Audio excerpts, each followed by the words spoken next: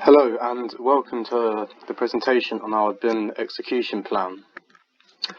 Let's start by introducing the key questions. Why develop a plan? What is the significance of BIM and what are our goals? So, why is it important to develop a BIM execution plan? The answer is that there is a much better understanding of the roles and responsibilities of the people in the project team. A BIM execution plan encourages instant communication among teams throughout the construction project. So, collaboration. Each construction project has its unique challenges, so there will be a range of requirements depending on the needs of the project. A well-structured BIM execution plan will play a major role in saving time in the construction project. So, BIM and its significance. One significant benefit of BIM is that it provides reliable construction cost estimates long before the construction phase begins. Generally, the faster you complete a structure's construction, the less money you will spend on the project overall. Also, finishing a project on time or early speeds up your eventual return on investment, as occupants can start using the space quicker. With BIM, architects can design buildings faster and start construction earlier. Improved workflow and other efficiencies also speed up the project. So what are our goals? In a well-done BIM execution plan, the team proficiency increases. So this can include an increased knowledge of the 3D design. Increased efficiency and safety due to enhanced planning and scheduling, and improved quality of the project itself through more accurate design documentation and more effective implementation in the subsequent phases. For a brief overview of the project, our owner is the Brighton and Hove City Council, and the purpose is to provide an educational facility for the University of the South of England.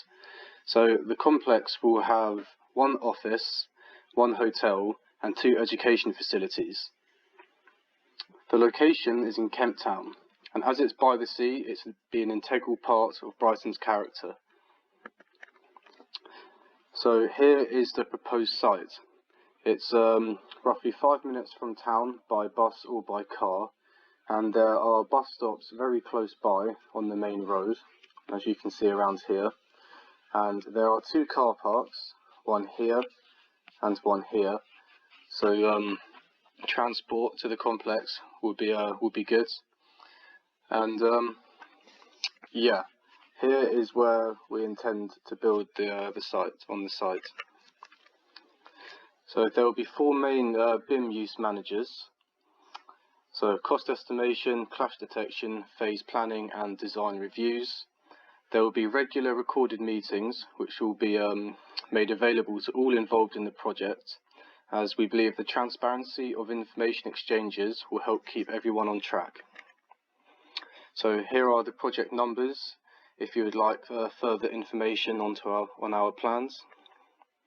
This is the project schedule. So we plan to start on the 31st of May 2021, and our estimated completion date is early June 2024. Due to the adaptive nature of a BIM execution plan, the project schedule will be adjusted throughout, which will increase the accuracy of these proposed milestones. The design review process involves evaluating the proposed designs with various parties associated with the project, such as clients, contractors, and vice versa. It can make use of various forms such as 3D renders all the way to physical or virtual mockups. The session structure involves multiple sessions, the first of which involves an initial assessment of the proposed design, where improvements will be suggested to the design authoring teams. Subsequent sessions will focus on the improvements to check if it satisfies requirements of the participating group. Now, why should we bother doing this? There are various reasons why this process should be done. Making use of the 3D visualization can make it easier to spot issues that you simply can't see in a 3D drawing. In a 2D drawing, such as interactions with various elements that may cause problems down the line during construction. It can also visualize the look and feel of the design once it's completed. For example, if a room feels too cramped, or if the lighting isn't enough in an area and it feels too dark, just to name a few. The process requires the use of design authoring software such as Revit, and requires someone who is competent in the software and that has a good understanding of coordination amongst team members and building systems. The use of 3D renders is the bare minimum that can be done. You can use walkthroughs or even full-scale mockups to review a design. This process map highlights the general process, including the tailoring of the meetings to the participating groups. But each meeting will have a set procedure, which involves briefing the participants on the intentions of the system of the sessions, so they understand why they're there, and then briefing them on the key design requirements, so they are aware of what they are looking out for. If there's potential usage of something that's not familiar to them, for example, a virtual reality session with headsets, that will need another briefing. But once that's done, it is important to reiterate the key design requirements and the intentions of the meetings, so that they are aware of what they're actually doing and aren't wowed by the tech. Then the session will be carried out, taking breaks if necessary, and then the feedback will be collected and any design improvements will be relayed to the design authoring teams. Now we will be looking at a couple of starting with this first example. Now what's in common between these two is the fact that the exterior wall is showing on both of them. Depending on how the client would want the spaces to look, on the left, for example on the left, this is the cafe area on the ground floor. Maybe it could provide them with a nice sort of contrast to about bare white walls, and it would be good and the client would like that. However, the second one, which is taken from a bathroom suite on the third floor, might not be what the client intends for this to look like, and it may not satisfy the requirements. Now, a second example is one of the auditoriums in the school building. This is taken in the view of one of the, as if you're sitting in it, which in this case highlights the sightlines of the auditorium. What can be done here? What can be shown here is that it's got good visibility across the board, but there is a railing in the middle of the raised section, which can cause some distractions for those sitting very close to the middle. In addition, this entire area is reliant on artificial lighting, so a suggestion that could be placed here is to maybe add some windows, obviously not at the front, but maybe skylights, so that not only is it not reliant on the artificial lighting, but it means that it's not reliant on the artificial lighting, which means that it can potentially save energy and make the place a lot more pleasant. Cost estimation. So a description for cost estimation would be using BIM to evaluate the estimation of parts or the entirety of a project in relation to cost. This is valuable as it allows changes to be made to the design in early stages of the process, and this can save time and money. It's quite easy to conduct this, and all that is required is accurate 3D models, which have been provided by the other BIM managers, and an understanding of relevant and up-to-date costs for the appropriate materials. For this to happen from the team, I would need the team to produce accurate 3D models as previously mentioned, and they would need to have access to these models in case any changes do need to be made. Of the cost estimation system on building information modeling. The way this was done for myself and iEducate 365 is very much similar to this, and this is highlighted further in the attached report. The way quantity takeoffs and scheduling was conducted, as you can see here, Revit was used based on the models provided by the iEducate 365 members. They've been sorted into family, type, unit cost, count, and the total cost. These were done for doors, windows for all 4 buildings, and furniture was incorporated. The cost of furniture was incorporated in 2 of the buildings. By doing cost estimation on through BIM, I was able to achieve some values, providing a rough estimate on the total prices spent on doors to be £103,772 and a penny. The total on windows, £58,996, and the two buildings furniture costing £22,556.50. And in total, the project, incorporating, of course, only two of the buildings have been done, but the cost analysis I have conducted has resulted in a price of £185,304.51.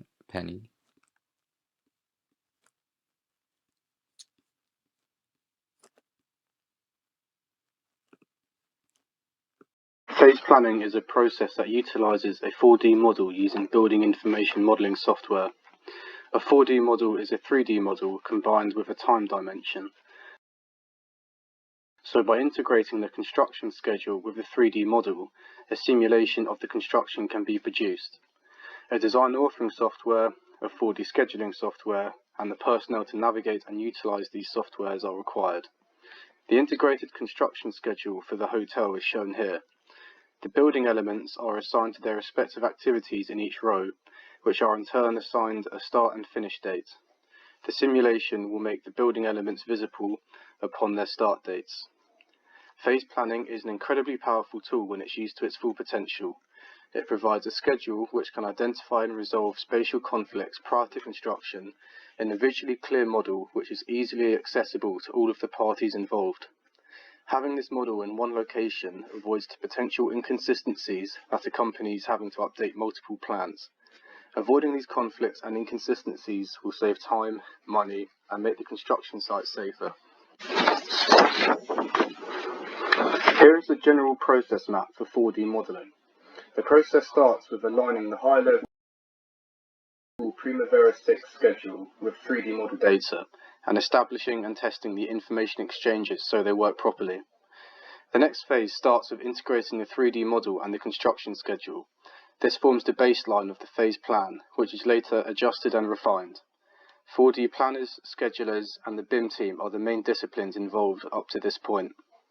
With the baseline 4D model, the 4D planners, schedulers, and BIM team work with subcontractors, contractors, procurement teams, engineers, and health and safety specialists to refine and adjust the 4D model. There is a focus on reducing waste and materials in this phase. Once the draft 4D model is produced, there is a review of it by all of the disciplines involved, which focuses on resolving the detailed issues such as spatial conflicts and analysing the what-if scenarios. Once this stage has been completed, the 4D model is presented to the stakeholders for validation.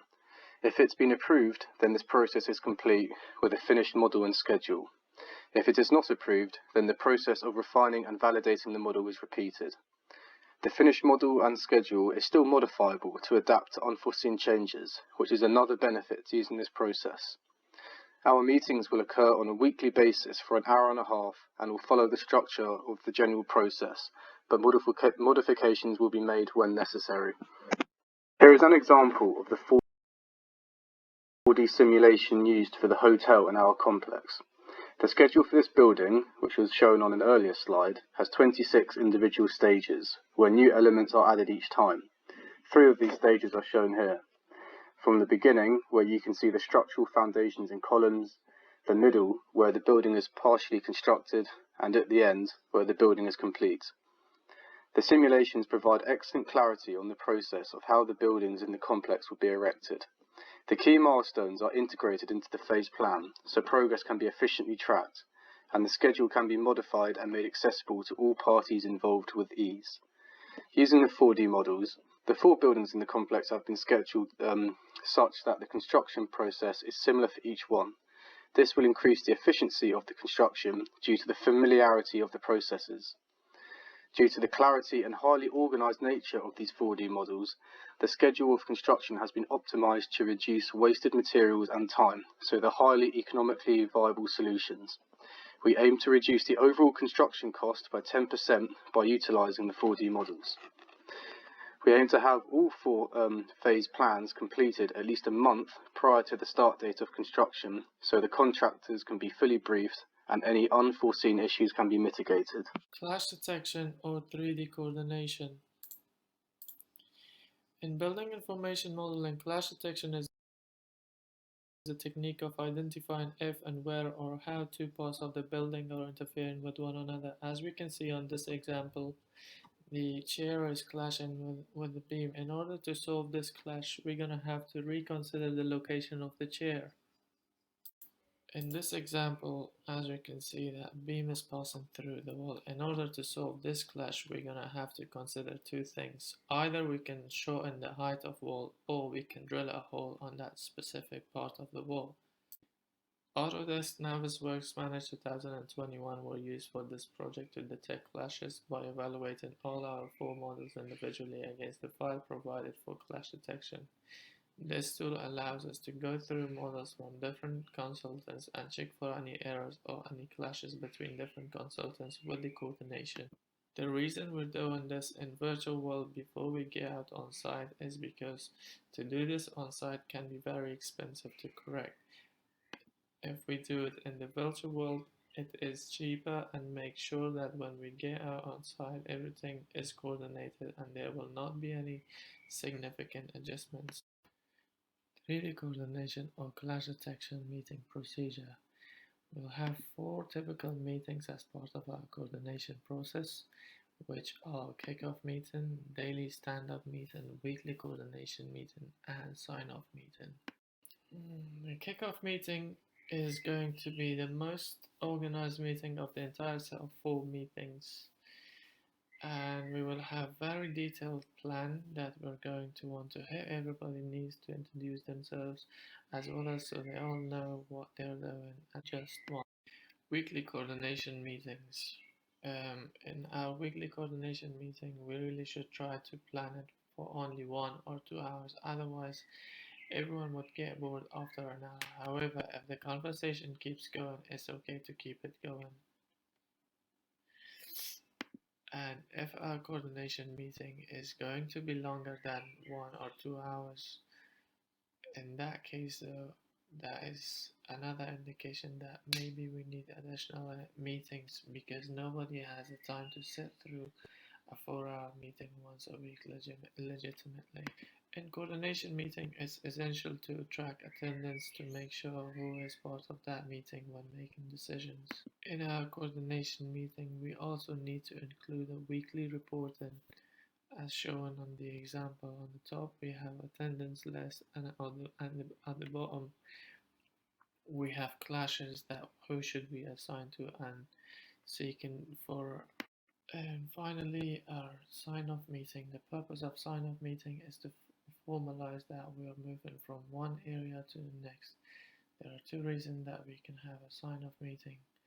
The first one is that the area is clash-free, and the second one is the schedule. And we should try our best not to run out of time.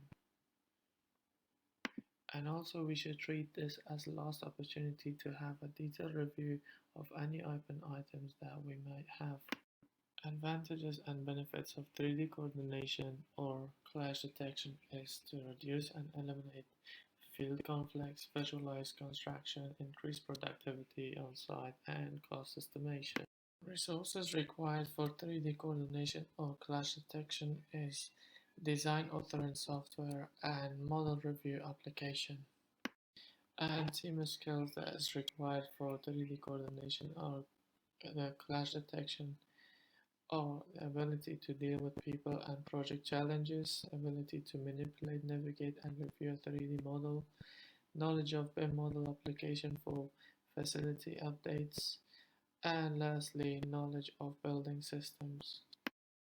In terms of collaboration, we would all be initially working remotely on services such as Microsoft Teams. This is due to coronavirus restrictions, but once restrictions are eased, the team would conduct meetings in a communal workspace, which allows easier collaboration. Of course, if any urgent situation needs attention, one would simply communicate by phone call, as we have decided that this is both a quick and immediate method of communication. For file storage, we are opting to use a cloud provider to host the files necessary for the project, which allows for team members to work on the same file at the same time. We would also have a distinct file structure in place, which allows information to be accessed easily and reduces time wastage when searching for a particular file. In summary, developing a BIM execution plan allows a building project to be more efficient and enables easier communication between team members. It also provides reliable costing and sequencing, which allows for more accurate estimations in terms of times and money. We've learned how to work together in a remote environment and have learned how planning can lead to efficiently producing this plan.